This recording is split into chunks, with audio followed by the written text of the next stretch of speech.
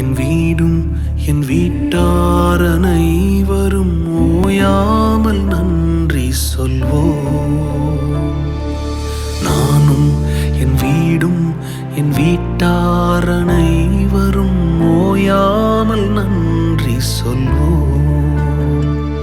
ஒரு கரு போல காத்தீரே நன்றி, என்னை சிதையாமல் சுமந்தீரே நன்றி. ஒரு கரு போல காத்தீரே நன்றி, என்னை சிதையாமல் சுமந்தீரே நன்றி.